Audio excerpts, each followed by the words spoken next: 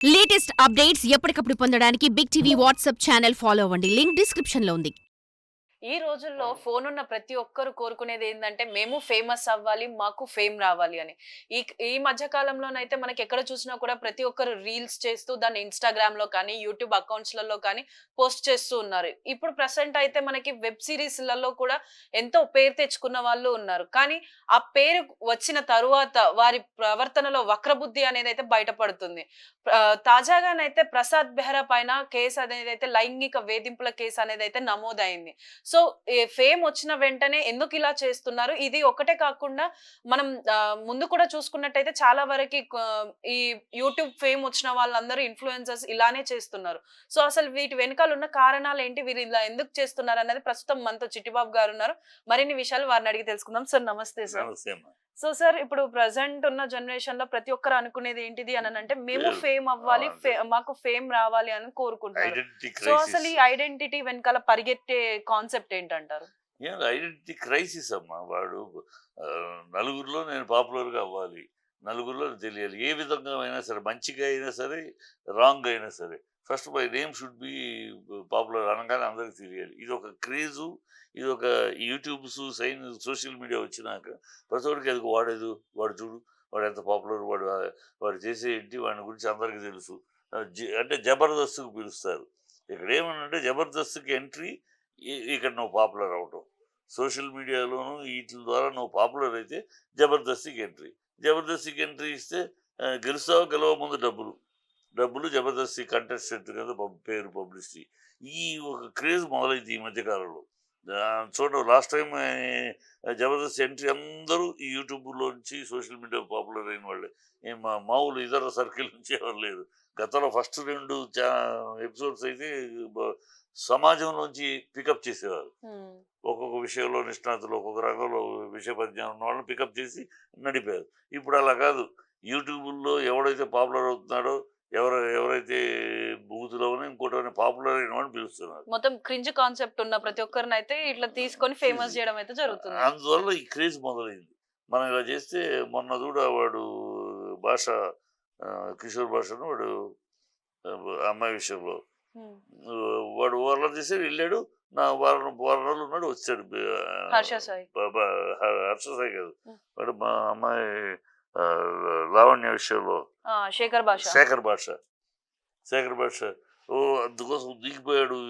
ఎళ్ళెళ్ళి ఒక్కొక్క ఛానల్‌ని అడిగి నన్ను పెట్టండి నేను మగవాళ్ళ తరపున మాట్లాడతాను. హ్మ్. వాడు ఛానల్స్‌కేమో కాంట్రవర్సీ. ఆడవాళ్ళ తరపున మాట్లాడు, మగవాళ్ళ తరపున మాట్లాడేవాళ్ళు లేరు కదా! హ్మ్. సో, మాట్లాడతాను పిలుచుకున్నారు. హడావిడి చేసాడు, అల్లరి చేసాడు.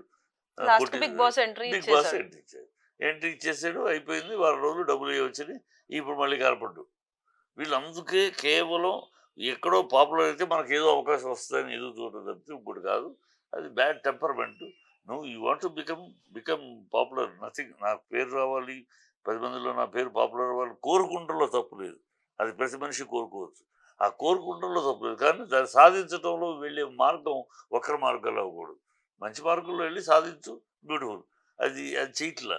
ఈ బూతులు రీల్స్ చేయటము, డబుల్ మీనింగ్ రీల్స్ చేయటము, తద్వారా పాపులర్ అవ్వటం. ఇప్పుడు అరెస్ట్ అయ్యాడు. ఈ వీడు పాపులర్ ఇప్పుడు రేపు.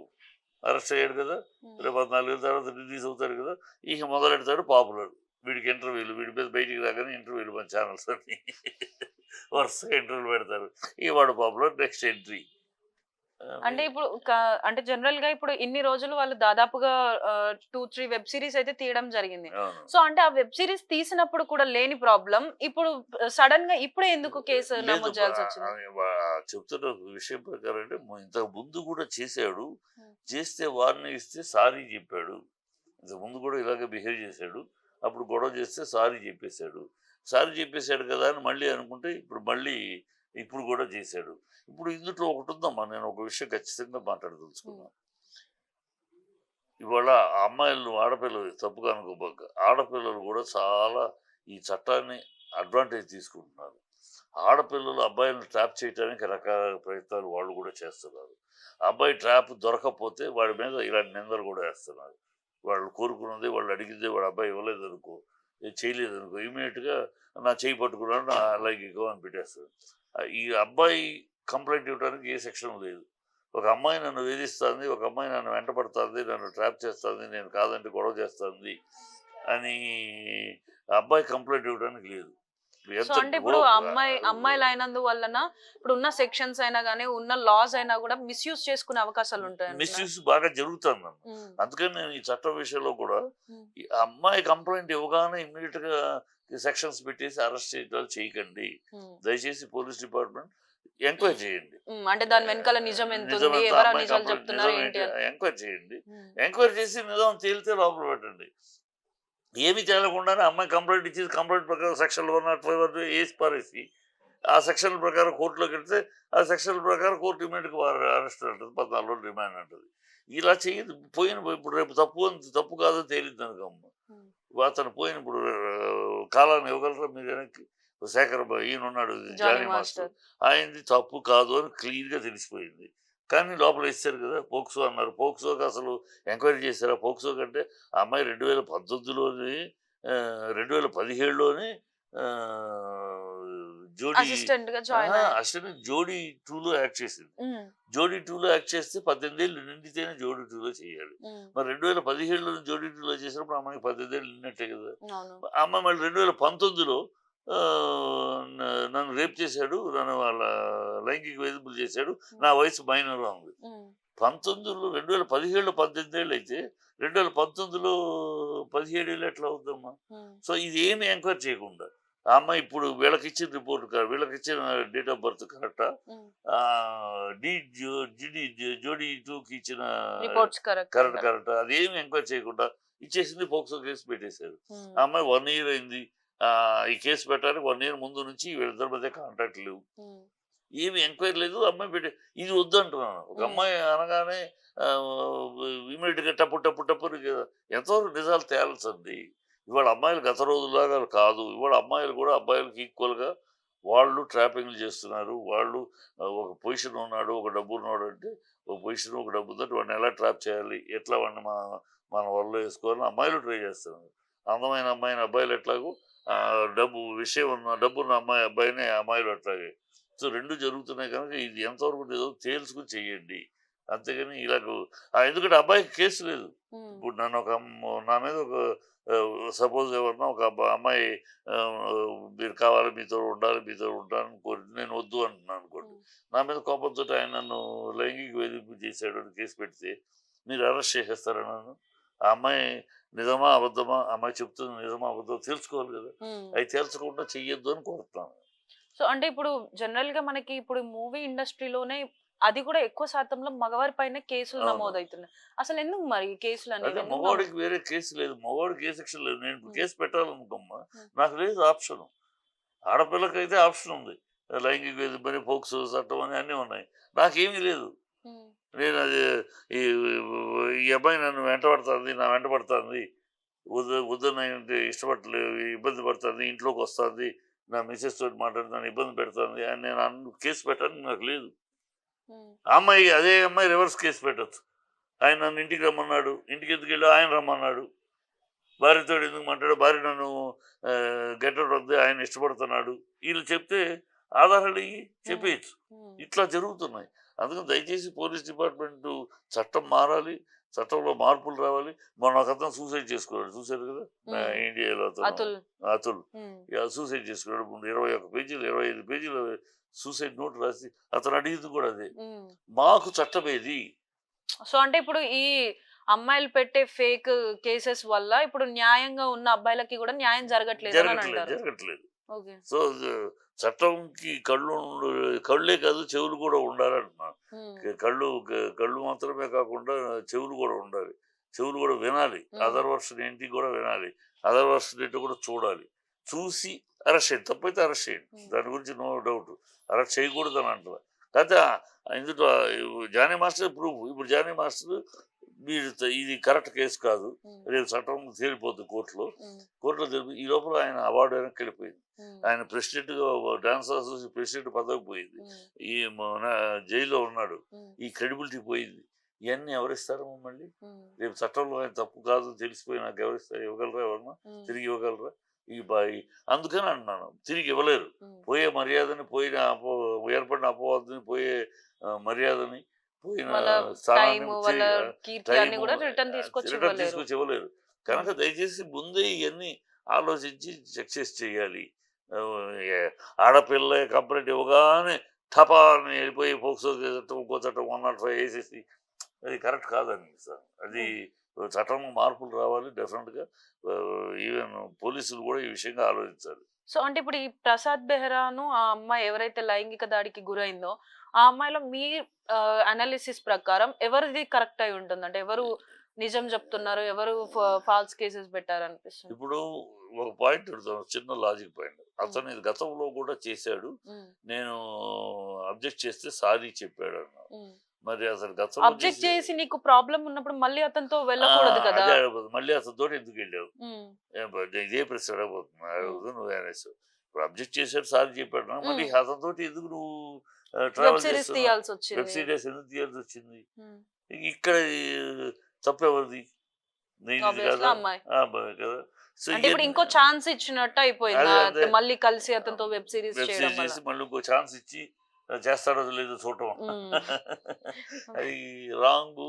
సో ఇవన్నీ పోలీసులు వాళ్ళు స్టడీ చేయాలి. హ్మ్. స్టడీ చేయకుండా బ్లైండ్‌గా వెళ్ళిపోతుంది పోలీస్ డిపార్ట్మెంట్. అమ్మాయి కంప్లెయింట్ అనగానే ఫట్ హ్మ్. ఏసేయమని. హ్మ్. అది కరెక్ట్ కాదు అన్నారు. ఇవాళ అమ్మాయిలేమి అంత ఇద్దరుంటారు మా అమ్మాయిల్లో, అబ్బాయిల్లోను. హ్మ్. అబ్బాయిల్లో ఒక ఆడపిల్ల అందాన్ని ఆస్వాదించి, ఆరాధించేవాడు ఒకడైతే, అదే ఆడపిల్ల అందాన్ని, అంగసౌష్ఠవాన్ని అనుభవించాలని కోరుకునే మునగాడు ఒకడుంటాడు. హ్మ్. అలాగే ఆడపిల్లలు తన జీవితంలో సరైనవాడు కావాలి, సరైనవాడు మంచి క్యారెక్టర్ మంచిగా ఉంది అన్నవాడు తోటి పంచుకోవాలి జీవితాన్ని కోరుకునే ఆడది పిల్ల ఒక పిల్లయితే, హ్మ్. డబ్బున్నవాడిని, పొజిషన్‌లో ఉన్నవాడిని ఎలాగైనా ట్రాప్ చేసి నాకు తెచ్చుకోవాలి. నేను సుఖంగా హై ఫైలో లైఫ్ లీడ్ చేయాలి. హ్మ్. అందుకని వాడిని ఎలాగైనా మన దారిలోకి లాక్కోవాలని ట్రాపింగ్ గేమ్ ఆడే అమ్మాయిలు ఉన్నారు. హ్మ్. సో ఆడ మగ ఉన్నంత కాలం, సృష్టిలో ఆడ మగ ఉన్నంత కాలం, ఈ ఆడ మీద మగకి అట్రాక్షన్, మగకి ఆడ మీద అట్రాక్షన్ జరుగుతూనే ఉంటుందన్నమాట. హ్మ్. దీంట్లో తప్పు జరిగినప్పుడు ఎవరిది తప్పు, ఎందువల్ల జరిగిందని విచక్షణతోటి, వివరణతోటి, విశ్లేషణతోటి, విచారణతోటి ముందుకెళ్ళాలి తప్పితే బ్లైండ్‌గా వెళ్ళొద్దు అని నా కోరిక. సో అంటే ఇప్పుడు ఈ మధ్య కాలంలో ప్రసాద్ బెహ్రాని చూసుకున్నట్టయితే ఇటు వెబ్ సిరీసే కాకుండా ఇటు ఇన్‌స్టాలో కూడా ఫేమస్ అయిపోతున్నాడు. అదే విధంగా 'కమిటీ కుర్రోళ్ళు' మూవీలో కూడా చేశాడు. చేశాడు. సో ఆ ఫేమ్ వచ్చినందువల్లనే ఇప్పుడు అతను ఫేమ్‌ని డీఫేమ్ చేయడానికి ఈ కేసులనేవి బనాయించుంటారంటారా? లేదు మా ఫేమ్ వచ్చింది గనకే అతను 2 రకాలుగా ఆలోచిద్దాం. హ్మ్. ఆ ఫేమ్ వచ్చింది గనక ఇక మనకి పొజిషన్ వచ్చేసింది. మనం ఏం చేసినా చెల్లుద్దని అతను హ్మ్. అహం పెరిగుండొచ్చు. హ్మ్. అందువల్ల మనం ఫేమ్ వచ్చేది మనం నిన్నటిదాకా మనం వెళ్తే ఎవడో పట్టించుకునేవాడు కాదు. హ్మ్. ఈ మన పక్క వీధిలో కూడా మనం ఎవడో తెలీదు. హ్మ్. ఇవాళ మనం ఎక్కడికెళ్ళినా, ఏ షాప్‌కెళ్ళినా, ఎక్కడికెళ్ళినా సార్ అని మీరు దాంట్లో చేశారు కదా! అది ఫోటో ఇవ్వండి అని అడుగుతున్నారు. హ్మ్. సో ఈ ఈగో, హ్మ్. ఆ ఈగో పెరిగి, ఆ ఈగో మీద నేను పిలిస్తే రాదా? హ్మ్. నా పొజిషన్‌కి నేను పిలుస్తున్నా ఎందుకు అని ఈగో ఇతనిది అయ్యుండొచ్చు. హ్మ్. లేదు ఆ అమ్మాయి వీడేదో పెరుగుతున్నాడు, నాతో పాటు ఉన్నవాడు, నాతో పాటు చేస్తాడు, సడెన్‌గా వీడు నన్ను దాటుకొని వెళ్ళిపోయాడు. హ్మ్. నా పొజిషన్‌కి అని ఆ అమ్మాయి ఈగో అయ్యుండొచ్చు. ఆ హ్మ్. అమ్మాయి ఈగో అండి. ఇదైనా అయ్యుండొచ్చు దీంట్లో. సో ఎందుకు అనంటే 'కమిటీ కుర్రోళ్ళు' సక్సెస్ మీట్ అయినప్పుడు ప్రసాద్ బెహ్రా ఏమన్నారనంటే, ఇప్పుడు 'పెళ్లివారం అండి' అని ఒక వెబ్ సీరీస్ తీస్తున్నాను. ఇదే లాస్ట్ సీజన్ హ్మ్. Last episode. ఎందుకంటే నేను మూవీస్‌లో బిజీగా ఉన్నాను అని చెప్పి ఒక స్టేట్మెంట్ అయితే ఆ! ఇచ్చారు. ఆ! సో ఆ స్టేట్మెంట్ ప్రకారం చూసుకున్నట్టయితే ఇప్పుడు ఈ అమ్మాయి కావాలనే కేస్ పెట్టింది అనుకోవచ్చా? అదే. డెఫినిట్‌గా. ఎందుకంటే కంటిన్యూటీ అవ్వట్లేదు. హ్మ్. వదిలి వెళ్ళిపోతున్నాడు. హ్మ్. తనకేమో అతను ఉండటంతోటి సక్సెస్ అయింది. హ్మ్. ఇప్పుడు ఇతను వెళ్ళిపోతే సక్సెస్ దెబ్బతింటదేమో. హ్మ్. కనుక ఇతను బ్లాక్ చేసి, బ్లాక్‌మెయిల్ చేసి నోరు మూసుకొని చెయ్యి. సినిమాలో ఇదైతే సినిమాలో క్యారెక్టర్ వేషాలు పోతాయి. హ్మ్. వేషాలు దెబ్బతింటాయి. హ్మ్. ఇప్పుడు వే అప్పుడు వేషాలు లేనప్పుడు సినిమాలో ఏం చేస్తాడు? ఇక్కడే వచ్చి కూర్చుంటాడు కదా! హ్మ్. సో ఇలాంటి బ్లాక్‌మెయిల్ స్ట్రాటజీ కూడా ఉంది దీంట్లో. హ్మ్. అందుకని నేను ఎవరు తప్పు అనేది నేను తీరా విచారించినాకే, హ్మ్. తమిళ్లో ఒక మాట ఉంది. కన్నాల్ பார்த்ததும் பொய், కాదాలు కేటதும் పొయ్యి, తీర విచారింపదే మెయ్యి. అంటే కళ్ళారా చూసింది అబద్ధమే, చెవులారా విన్నదే అబద్ధమే, తీర విచారించిన తర్వాతే నిజం. హ్మ్. అది ఆ విచారణ చేసి చెయ్యాలంటున్నా. అంటారు కదా! మన దాంట్లో గూడా కళ్ళు ఒక్కొక్కసారి మనం చూసే కళ్ళు కూడా మనల్ని మోసం మోసం చేస్తాయి. చేస్తుంటాయి. సో, అంటే ఈ వీళ్ళలో ఎవరు కరెక్ట్, ఎవరు రాంగ్ అనేది కేసులు ఎందువల్ల వస్తున్నాయి? అంటే జనరల్ గా ఇప్పుడు ఇన్ని రోజుల వరకు మనం చూసుకున్నట్టయితే వాళ్ళు ఇన్ని సంవత్సరాలు కలిసే ట్రావెల్ చేస్తున్నారు. అవును. ఒక ఇలాంటి కేసు ఒకటి బయటికి వచ్చి వాళ్ళని అరెస్ట్ చేసే వరకు కూడా మనకి తెలియట్లేదు వీళ్ళ మధ్యలో ఇలా జరుగుతుంది అని చెప్పి. అంటే వాళ్ళకి మంచిగా ఉన్నన్ని రోజులు కలిసి ఉండి వాళ్ళకి అనుకున్నది జరగనప్పుడు ఇలా బయటకు వచ్చి కేసులు పెడుతున్నారు అనుకోవచ్చా? 100% అలాంటి ఆస్కారం 100% ఉంది. ఎన్నాళ్ళు కలిసి ఉంటాం, చేస్తూ ఉంటాం, అన్నీ ఉంటాయి. ఎప్పుడైతే మనకి తేడాలు వచ్చినాయో ఈ వెపన్ వాడుతున్నారు అనే దానికి చాలా ఆస్కారం ఉంది. అనేక కేసులు అలాంటివి జరుగుతున్నాయి. నార్త్లో కూడా ఇలాంటివి చాలా జరుగుతున్నాయి. ప్లస్ సినిమా సినిమాలోకి కొంచెం ఫేమ్ వచ్చిన వాడి మీద ఇలాంటివి ఎక్కువ జరుగుతున్నాయి. అలా ఫేమ్ అలా దూసుకెళ్ళిపోయిన ఇక ఉండదు. ఆ బిగినింగ్లో ఉంటారు కదా, బిగినింగ్లో ఫేమ్ వచ్చిన వాడిని అంతవరకు వాళ్ళతో ఉన్నవాళ్ళు మనం దాటి ఎదుగుతున్నాడు అనే ఈర్ష్య, ద్వేషము, అసూయ ఇవన్నీ వస్తున్నాయి. ఇట్లా 100% ఆస్కారం ఉంది. సో అంటే ఇప్పుడు మనకి తెలుగు ఇండస్ట్రీలో కూడా మనకి కాస్టింగ్ కౌచ్ అనేది ఉంది. సో ఇది ఉన్నప్పటికీ కూడా ఇప్పుడు అదంతా దాటుకొని ఇంత దూరం బయటకు వచ్చి ఇలా కేసులు బనాయించడం అంటే అది నిజంగా కావాల్సుకొని కేసులు పెడుతున్నట్ట, లేకపోతే అక్కడ వాళ్ళు నిజంగా సఫర్ అయ్యారు కాబట్టి ఇంత దూరం అక్కడ న్యాయం జరగక ఇటు వస్తున్నట్ట? అలా కదా, మన అక్కడ న్యాయం జరగక ఇది డబుల్ ఎడ్జెడ్గా ఉందమ్మా. ఎవరు తప్పు అని 2 రకాలు, ఇప్పుడు నువ్వు అన్న దాంట్లో 2 రకాలు ఉన్నాయి. అక్కడ న్యాయం దొరక్క ఇక్కడ రావడం అనేది ఒక కారణం. ఈర్ష్య ద్వేషాలు వీడు పెరుగుతున్నాడని 2 ఉన్నాయి. సో ఎవరు ఎట్లా, అందుకనే నేను మొదటి నుంచి చెప్తున్నా మీకు, ఈ స్టార్టింగ్ నుంచి నేను చెప్తున్న మాట ఏంటంటే, విచారణ చేసి అరెస్ట్ చేయండి. ఒక కంప్లైంట్ ఇవ్వగానే, ఆడపిల్ల కంప్లైంట్ ఇవ్వగానే టప్ తీసుకెళ్ళి లోపల వేసేయటం వద్దు. మీరు ఏం చేస్తున్నారు, ఎఫ్ఐఆర్ చేసేప్పుడు అన్ని నిజాలు అన్నట్టు సెక్షన్స్ వేసేస్తున్నారు. సెక్షన్స్ వేసినా కోర్టు దగ్గర సబ్మిట్ చేస్తే కోర్టు ఆటోమేటిక్గా అరెస్ట్ అంటుంది. సో అంటే ఇప్పుడు విత్ ఇన్ ద ఇండస్ట్రీ ఇది సాల్వ్ చేసుకోవడానికి కూడా అంటే ఒక కాన్సెప్ట్ ఉంది. అంటే మనం ట్రై చేసి ఇప్పుడు మనకైతే ఎవరైతే పెద్దవాళ్ళు ఉంటారో అక్కడ మనం మాట్లాడుకొని ఇది సార్ట్ అవుట్ చేసుకోవచ్చు. కానీ వాళ్ళు అనుకున్న ప్లాన్ ఎగ్జిక్యూట్ అవ్వాలంటే బయటికి వచ్చి కేసులు పెడితేనే మేము అనుకుంది జరుగుతుంది అని చెప్పి బయటికి రావడం. ఈ కేసు ఇలాంటి జరిగిన నిజాయితీ ఉంటే అమ్మా, ఫిలిం ఛాంబర్ లో ఒక బాక్స్ ఉంది. ఫిలిం ఛాంబర్ లో బాక్స్ ఎప్పుడో పెట్టాం, 2018లోనే పెట్టాం బాక్స్. ఏమిటా బాక్స్, ఎవరైనా ఇలాంటి లైంగిక వేధింపులు ఉంటే సినిమాకి, ఇప్పుడు ఇటు వీళ్ళకి సంబంధించి వాళ్ళకి ఇప్పుడు సినిమా వాడు కనుక వేసుకోవచ్చు కేసు. ఎవరైనా ఇలాంటి వేధింపులు ఉంటే మీరు మీ డీటెయిల్స్ తోటి కంప్లైంట్ బాక్స్ లో వేయండి. మీ పేర్లు కూడా బయటికి రాకుండా మేము జాగ్రత్త పడతాం. ఎవరు వేసారు కంప్లైంట్, ఎవరి మీద వేసారు, ఎక్కడికి బయటికి రావు, మేము వేయండి, మేము విచారించి తగిన పని యాక్షన్ తీసుకుంటామని పెట్టాం. మరి వీళ్ళు అక్కడ వేసుకోవచ్చు కదా, పోలీసుకి వెళ్ళటం ఎందుకు? అదే అంటే ఇప్పుడు అక్కడ వేయకపోవడానికి కారణం ఏంటంటే, ఇప్పుడు వీళ్ళు బయటికి వచ్చి ఇప్పుడు మిమ్మల్ని అంటే ఏదైతే ఫిలిం ఛాంబర్ కమిటీ మెంబర్స్ ఉన్నారో వాళ్ళని కాదు అని చెప్పి బయట పోలీసులను ఆశ్రయిస్తున్నారు అని అంటే వీళ్ళు అనుకునే ప్లాన్ ఎగ్జిక్యూట్ అవ్వాలని చెప్పి ఆ కారణంతో అంతే. ఇక్కడ వేస్తే అది సాల్వేషన్ అవుతుంది, లోపల జరిగిపోతుంది. తప్పు అతను బ్యాన్ చేయటమో ఏదో చేసేస్తారు. అలా వీళ్ళకి అది సరిపోదు. అదే అరెస్ట్ చేసి లోపల పెట్టించే కసి పెడితే గానీ మన దారిలోకి రాడు. అంటే సెటిల్మెంట్ అవుతుంది, వచ్చిన మనకు అమౌంట్ అన్న వస్తుంది, లేకపోతే మనతో ఇన్ని రోజులు కంటిన్యూ అవుతాడు. అది పోయి మార్కెట్ పోయి ఆర్టిస్ట్ గా పోయి వన్ టైం సెటిల్మెంట్ వస్తాడు. ఇవన్నీ ఈ దురాలోచనలు, దుష్టాలోచనలతో కూడా జరుగుతుంది. సో చూస్తున్నారు కదా. సో ఏంటంటే కొంచెం ఫేమ్ రాగానే కొంతమంది తప్పులు చేసే వాళ్ళు ఉంటారు. అదే విధంగా తాను తప్పు మోపబడినా కూడా దాన్ని ప్రూవ్ చేసుకోలేకనైతే కేసుల వల్ల జైలు పాలవ్వడం జరుగుతుంది. సో ఏంటంటే అమ్మాయిలకి లాస్ అనేవి ఇవి అన్ని ఫేవర్ గా ఉండడం వల్ల తప్పు ఎవరిది అన్నది కూడా తేల్చుకోకుండానే ఇటు అరెస్ట్ చేసి కేసులు బనాయిస్తున్నారు. సో ఏదైనా కూడా మొత్తం విచారించిన తర్వాతే తప్పు ఎవరిదన్నది, ఇటు అబ్బాయిదైనా అటు అమ్మాయిదైనా కూడా ఎవరిది తప్పు అయితే వారిని శిక్షించాలని చెప్పేసి చెప్తున్నారు. కెమెరామెన్ శ్రీనుతో Shravani, big TV, Hyderabad. For more videos like this, subscribe Big TV channel.